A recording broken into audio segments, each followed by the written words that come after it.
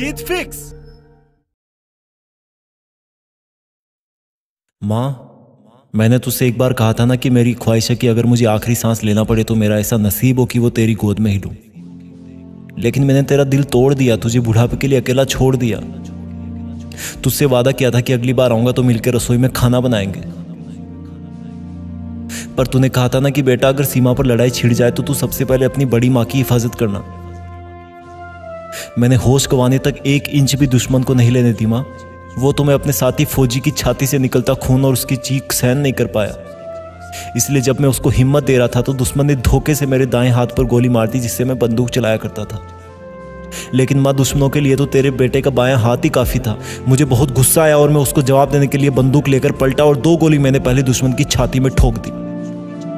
जब वो गिरा तो उसके 2 साथी दुश्मनों ने मुझे निशाना बनाना चाहा। उनमें से एक को मैंने फिर से एक ही गोली से मार गिराया। जब तीसरे दुश्मन पर गोली चलाने के लिए बाएं हाथ से ट्रिगर दबाया तो बंदूक से कोई गोली नहीं निकली।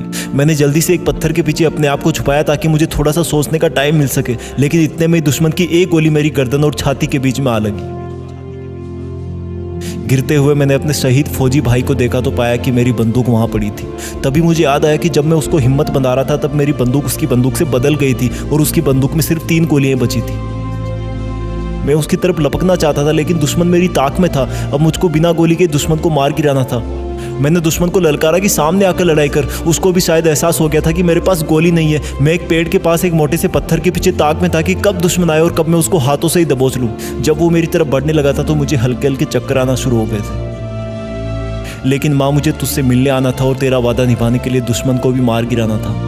तो जैसे ही दुश्मन ने मेरे पत्थर के पास आके मुझे निशाना बनाने की कोशिश करी, मैं हाथ में मिट्टी भरकर उसकी आंखों में दे फेंका। उसी पल वो देख नहीं पाया और मैं तेरी जयकार बोलते हुए लपक कर उसको दबोच लिया और तब तक नहीं छोड़ा जब तक कि उसका दम नहीं निकल गया। मैंने बाएं हाथ से तीनों दुश्मनों को मार गिराया माँ। लेकिन तीसरे दुश्मन के साथ लड़ाई में मेरा खून बहुत बह गया था और मैं और मेरा दोस्त अपनी कंपनी से थोड़ा आगे आ गए थे। तो मैं रेंगता हुआ अपने शहीद साथी के पास पहुंचा। मां, मुझे 10 फीट जाने में आधा घंटा लग गया था। सब धुंधला दिख रहा था। मेरा दोस्त अपने बच्चों और बीवी की तस्वीर हाथ में देखता हुआ वहीं मां की गोद में सो गया था।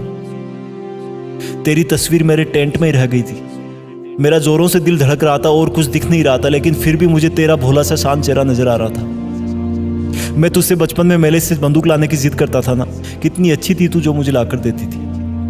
लेकिन तू मुझे उस टाइम डांटती रहती थी कि बड़ा होकर यही काम करेगा क्या। फिर मैं कहता था हाँ माँ, मैं दुश्मनों को मार गिराऊंगा। और तब तू मुझे सीने से लगा लेती थी कि नहीं बेटा, किसी को मारना अच्छी बात नहीं है। लेकिन जब मैं फौज में भर्ती हुआ तब से तूने भी बहुत हिम्मत दिखाई, शायद इसलिए कि मैं आराम से छुट्टी से वापस जा सकूं। लेकिन मुझे पता है माँ, मेरे जाने के बाद तू बहुत रोई होगी। अब मुझे कुछ भी नहीं दिख रहा माँ। ऐसे लग रहा जैसे चारों तरफ अंधेरा हो। मुझे माफ कर देना माँ, क्योंकि जब मैं इस बार घर से वापस आया था तब मैंने तुझसे झूठ बोला था कि मैंने रास्ते के लिए तेरी बनाई रोटियां रख ली है। दरअसल तुझसे दूर जाने का मन नहीं था और कुछ और याद भी नहीं रहा। उस दिन मैंने बाहर का खाना खाया माँ, जो तू कभी नहीं चाहती थी। मैं कितना लकी हूँ जो मेरी उम्र अपनी माँ को दे करके जा रहा हूँ। लेकिन मुझे अफसोस होगा कि मैं तुझे एक बहू और पोता नहीं दे पाया। मैं हर वक्त तुझे ऊपर से देखा करूंगा माँ, और तुझे जब मेरी याद आए तो तू एक बार ऊपर की तरफ देख लेना और समझ लेना कि मैंने तुझे देख लिया है। अब मुझे फौजी पिताजी दिख रहे हैं माँ। वो अपने हाथ खोलकर मुझे अपनी तरफ ऊपर बुला रहे हैं। अलविदा माँ। इस तरह की कई कहानियां उन फौजियों के घरों में छुपी है जो भारत माँ की रक्षा करते हुए शहीद हो गए।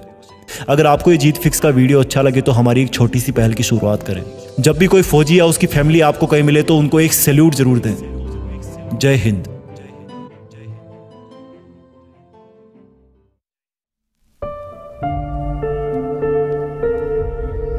जीत फिक्स।